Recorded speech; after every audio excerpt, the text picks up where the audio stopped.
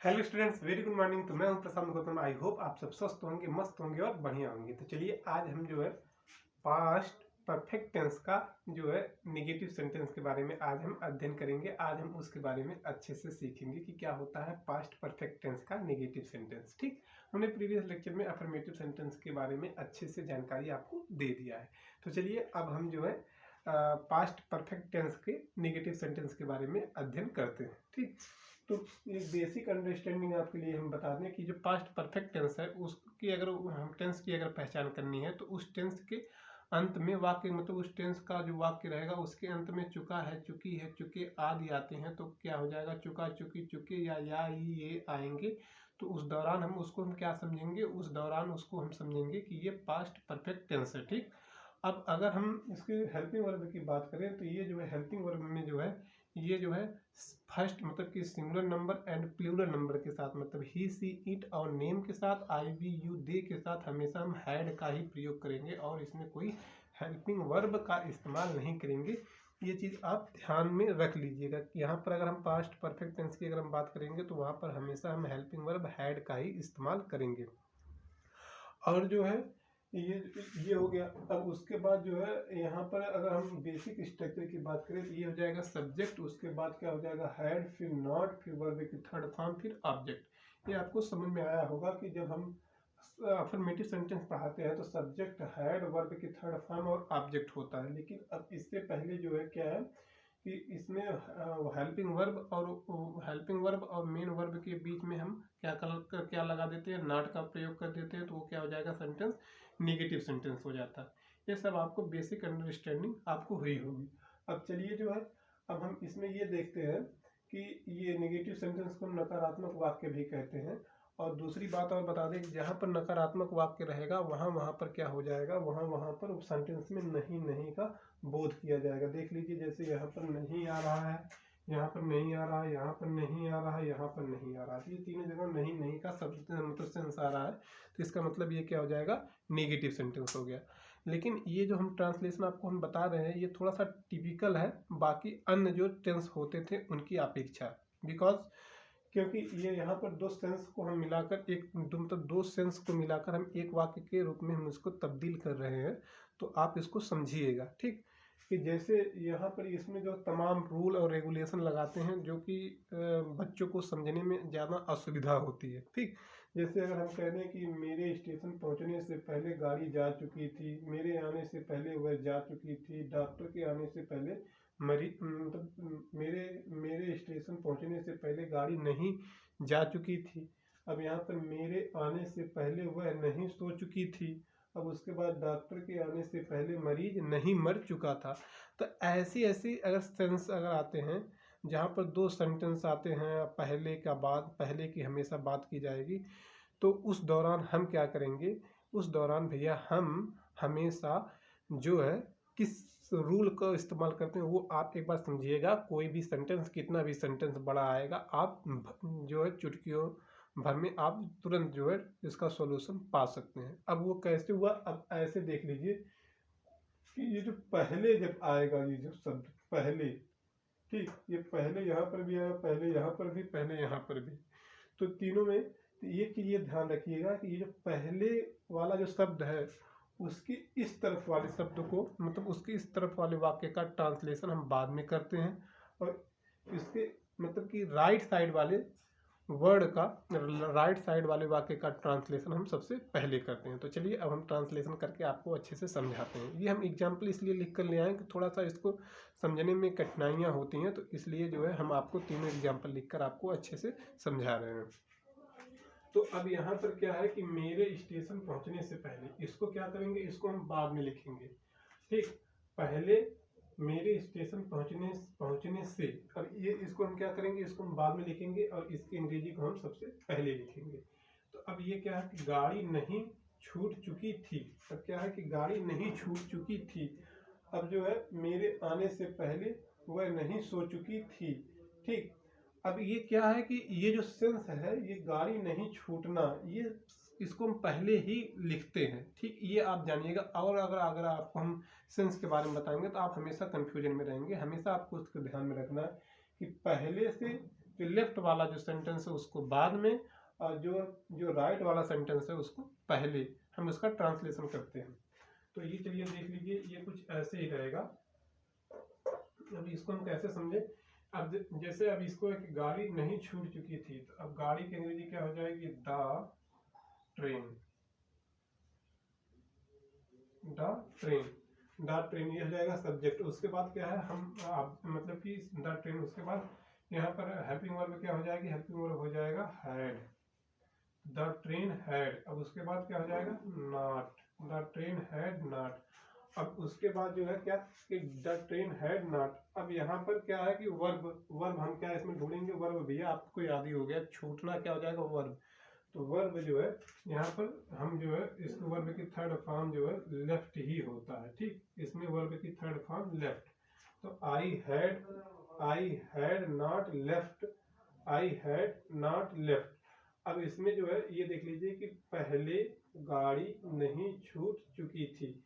अब यहाँ पर क्या है कि यहाँ पर ऑब्जेक्ट, अब यहाँ पर ऑब्जेक्ट नहीं दिया है, मीन्स यहाँ पर क्या है कि गाड़ी नहीं छूट चुकी थी, तो यहाँ पर ऑब्जेक्ट नहीं दिया है। तो अब इस दौरान अब हम क्या करेंगे, यहाँ पर अब इस दौरान जो है अब हम यहाँ पर अब इस दौरान हम यहाँ पर क्या लिख देंगे, यहाँ पर ऑब्जेक्ट जब नहीं दिया तो कुछ कोई बात नहीं। अब इसकी हम पहले की अंग्रेजी लिखेंगे, तो पहले की अंग्रेजी क्या हो जाएगा,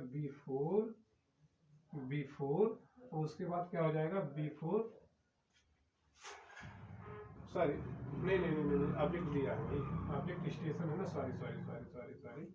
तो क्या है कि यहाँ पर the train had not left station.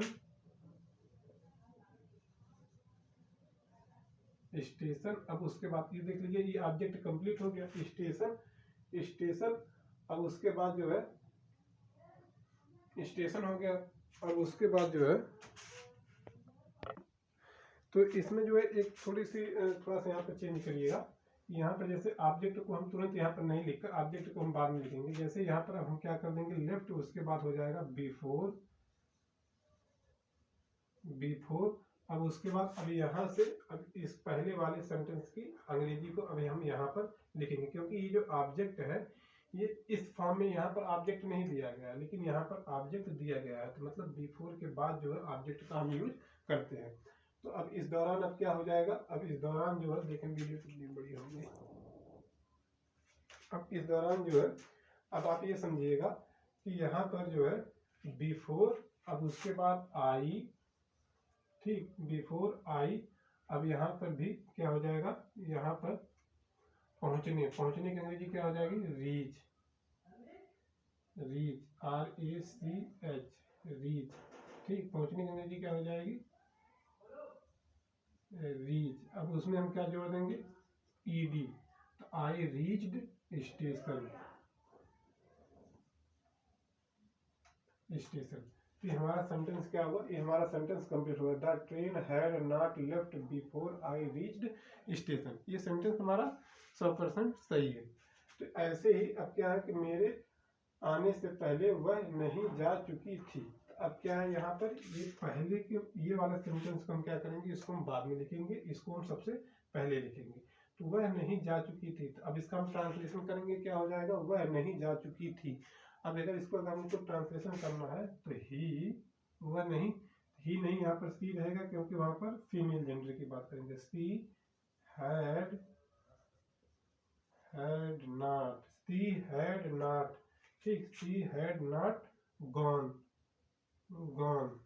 C had not gone.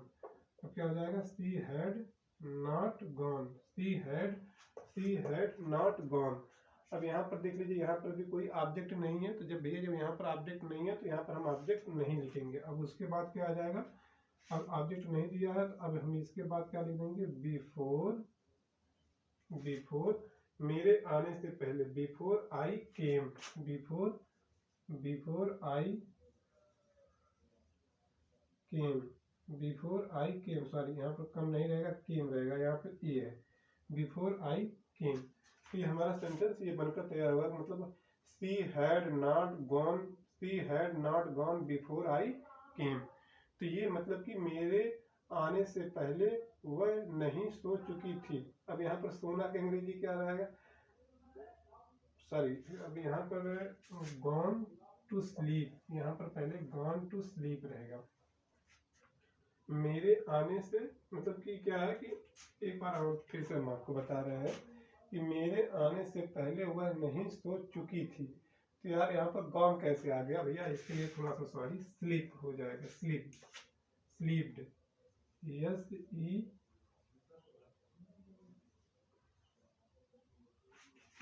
Marker कहाँ गया,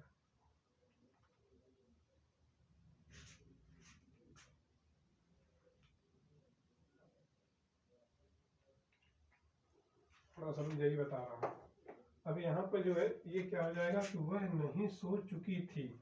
तो जब वह नहीं सो चुकी थी तो यहाँ पर सोना ही क्या है भैया, यहाँ पर सोना ही क्या है, यहाँ पर वर्ब है। सोना का अंग्रेजी क्या हो जाएगा, sleep, yes L E P, और इसमें ई डी जोड़ देंगे क्या हो जाएगा, slept. She had not slept, ठीक। अब उसके बाद हम क्या जोड़ देंगे, अब जो है उसके बाद हम कर देंगे before, she had not slept before. अब मेरे आने से पहले, मेरे आने से पहले मतलब कि मेरे आने से पहले का मतलब क्या हो जाएगा, मेरे आने से पहले का मतलब हो जाएगा आई केम। मेरे आने से पहले का मतलब क्या हो जाएगा भैया, यहाँ पर हो जाएगा आई केम। ये हमारा ये सेंटेंस कंप्लीट होगा। देख लीजिए, वह नहीं सो चुकी थी तो शी हैड नॉट स्लीप्ड, उसके बाद बिफोर आई केम। और डॉक्टर के आने से पहले मरीज नहीं मर चुका था। तो डॉक्टर के आने से पहले मरीज नहीं मर चुका था मीन्स अब यहाँ पर जो है ये वाला पहले वाला जो सेंटेंस है इसको बाद में लिखेंगे और ये वाला सेंटेंस को हम सबसे पहले लिखेंगे। अब इसके क्या हो जाएगा, अगर हमको इसका ट्रांसलेशन करना रहेगा तो मरीज नहीं मर चुका था। तो अब जो है अब हम इसका अगर ट्रांसलेशन करेंगे तो मरीज नहीं मर चुका था, तो इसका जो है ट्रांसलेशन क्या हो जाएगा, द पेशेंट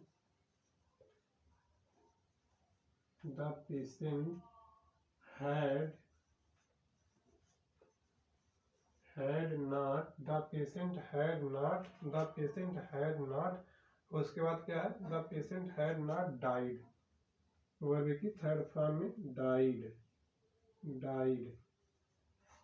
डाइड की स्पेलिंग थोड़ा देखें क्या होता है, अभी नहीं क्लियर हो रही है,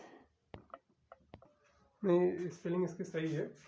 तो क्या हो जाएगा, the patient had not died.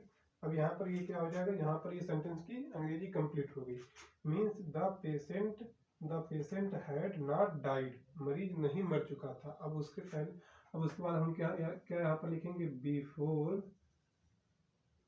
Before. अब डॉक्टर के आने से पहले मतलब डॉक्टर के आने की अंग्रेजी हम यहाँ पर लिखेंगे। अब हम यहाँ की इतनी अंग्रेजी लिखेंगे, डॉक्टर के आने से, तो before doctor came, before doctor came, तो the patient had not died before doctor came. यहाँ पर कुछ ऐसे लिखेंगे, बिफोर डॉक्टर केम, तो the patient had not died before doctor came. तो ये हमारा ये सेंटेंस, ये हमारा जो है सही सेंटेंस बनकर ये हमारा तैयार हुआ। आई होप आपको समझ में आया होगा।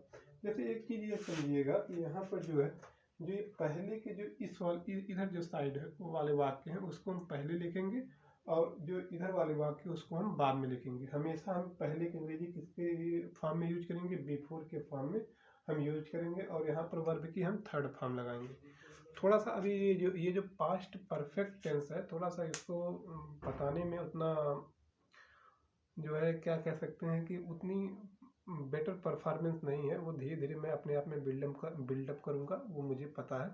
चलिए, आप हमारे जो वीडियो को देख रहे हैं इसके लिए बहुत बहुत आपका धन्यवाद। अगर आप हमारे वीडियो को देख रहे हैं प्लीज़ लाइक कर दीजिएगा, चैनल को सब्सक्राइब कर दीजिएगा और शेयर करना मत भूलिएगा। All the best, thank you.